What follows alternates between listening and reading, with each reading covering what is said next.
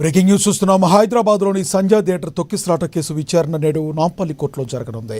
ఈ కేసులో నిందితులుగా ఉన్న వారంతా ఈరోజు వ్యక్తిగతంగా కోర్టు ముందు హాజరు కావాలని న్యాయస్థానం ఇప్పటికే ఆదేశించింది. అయితే తనకు వర్చువల్గా హాజరయ్యేందుకు అనుమతి ఇవ్వాలని కోరుతూ సినీ నటుడు అల్లు అర్జున్ పిటిషన్ దాఖలు చేశారు.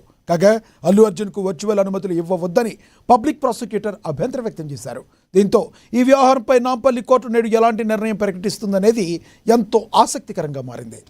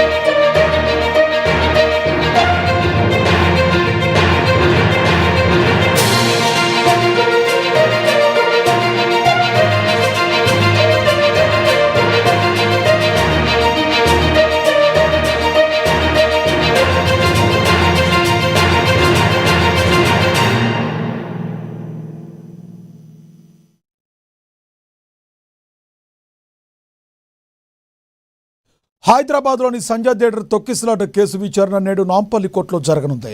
ఈ కేసులో నిందితులుగా ఉన్న వారంతా ఈరోజు వ్యక్తిగతంగా కోర్టు ముందు హాజరు కావాలని న్యాయస్థానం ఇప్పటికే ఆదేశించింది. అయితే తనకు వర్చువల్గా హాజరయ్యేందుకు అనుమతి ఇవ్వాలని కోరుతూ సినీ నటుడు అల్లు అర్జున్ పిటిషన్ దాఖలు చేశారు.